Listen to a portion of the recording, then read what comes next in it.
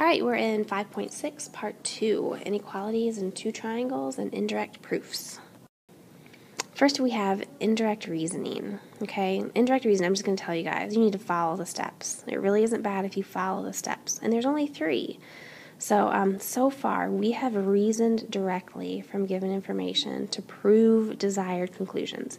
We reason directly. That means, like, first we do this, then we do this, then we do that, and it's all a direct reasoning to prove what we want to prove, okay? In an indirect proof, you start by making the temporary assumption that the desired conclusion is false, by then showing that this assumption leads to a logical impossibility. You prove the original statement true by contradiction. Okay? The sky is blue. Well, I'm going to temporarily assume the sky is gray. And then I'm going to look outside and say, whoa, dang, it's really blue. Okay? So my temporary assumption was a logical impossibility. Okay? So that, therefore, I proved the original statement true by contradiction. Crazy, I know. Crazy. Okay, these are the steps. How to write an indirect proof, which is a proof by contradiction. Step 1, identify the statement you want to prove. Assume temporarily that this statement is false by assuming the opposite is true. Step 2, reason logically until you reach a contradiction. Okay, so reason logically, go through all the steps of proofs that we've always done until we reach a contradiction. And then step 3, point out that the desired conclusion must be true because the contradiction proves the temporary assumption is false. Yikes. All right, here we go. Write an indirect proof. So write an indirect proof that an odd number is not divisible by 4. Okay, given x is an odd number, prove x is not divisible by 4. So the first thing I'm going to do is temporarily assume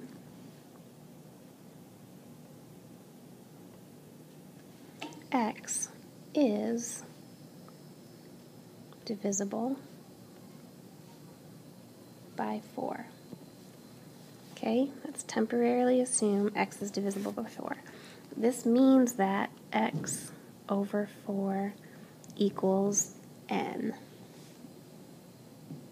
Okay, so multiplying both sides by 4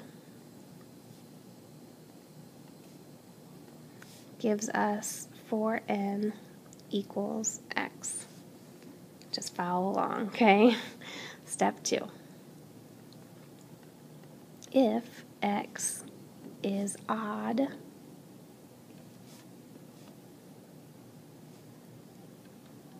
then x cannot be divisible by 2 because odd numbers cannot be divided by 2.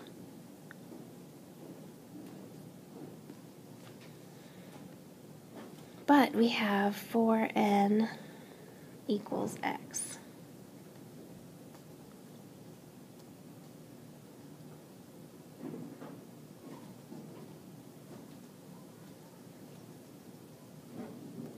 Okay? So it's divisible by 2. Okay? So it's 2n.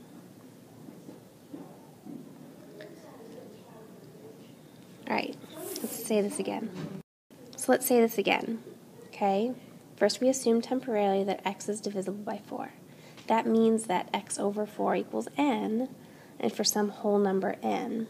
So multiplying both sides by 4 gives us x equals 4n.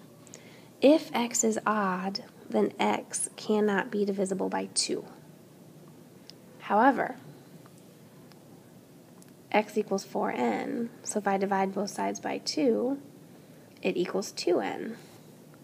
All right, I think I have a slide next page. Hold on. Yes. We know that 2n is a whole number.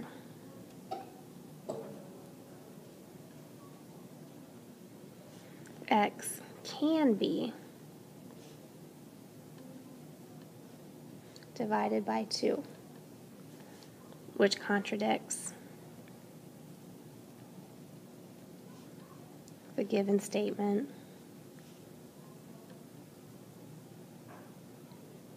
that x is odd.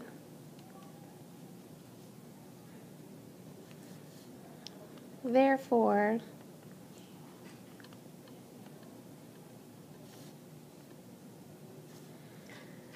the assumption is false.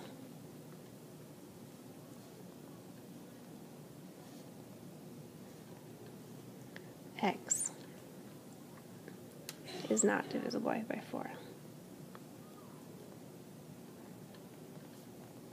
Okay, that was hard. We're going to do another one. Okay, so don't lose hope, please. You try. We try.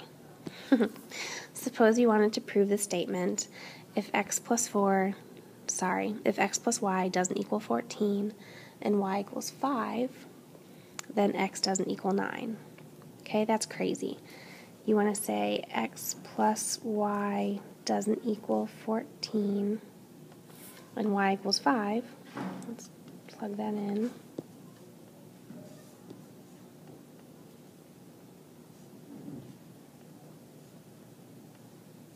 X doesn't equal 9. All right, what temporary assumption could you make to prove the conclusion indirectly? Okay, let's do that part first. I'm going to assume temporarily that x equals 9. Okay, we just do the opposite of what it says, really. That could be the brainless part of it. Do the opposite of what it says. Okay, so assume temporarily that x equals 9. That's this first part. How does that assumption lead to a contradiction? So if I do x equals 9, I'm going to plug in 9 plus 5 doesn't equal 14. Well, 14 does equal 14, so that does not work. Okay, so there's my contradiction. We're good. Not too bad, right? All right, example 4. Prove the converse of the Hinge theorem. Write an indirect proof for theorem 514.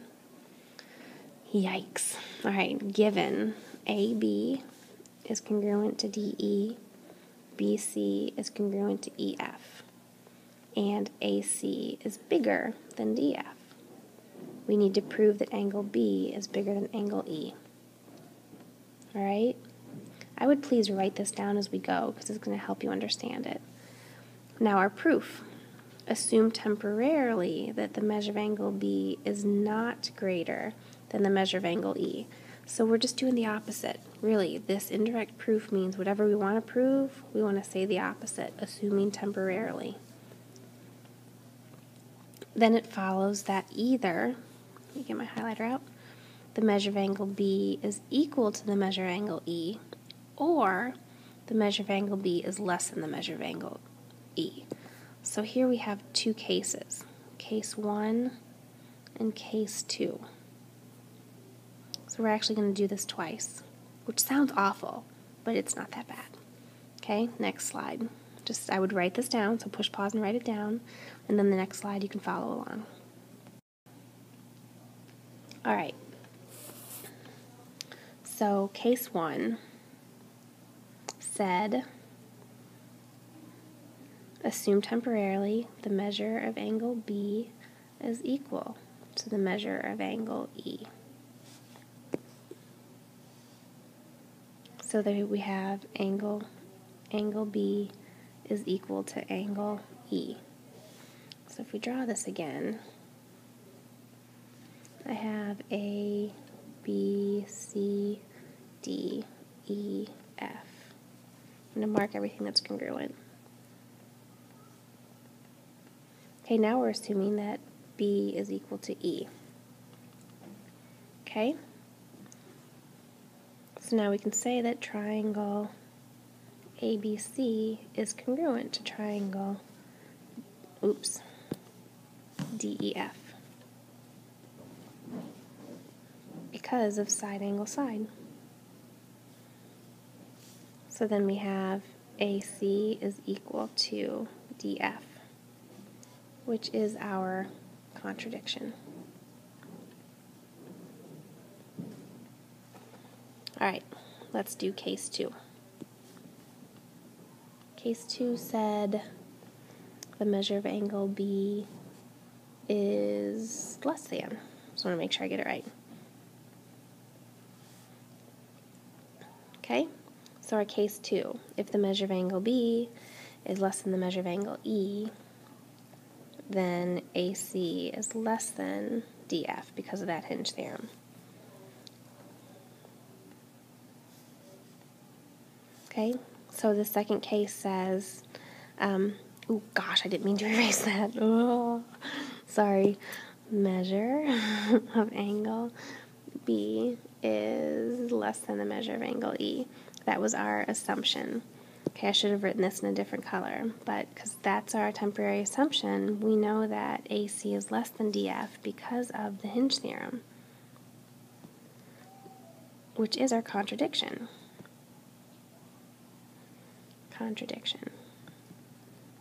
Okay, so we, by both conclusions, contradict the given statement.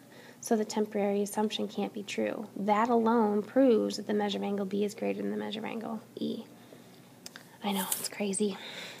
All right, you try. Write a temporary assumption you could make to prove the Hinge theorem indirectly. What two cases does that assumption lead to?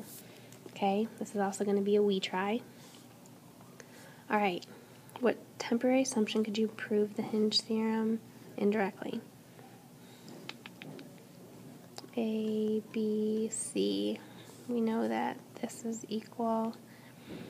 And then let's do D, E, F. Okay, the Hinge theorem says that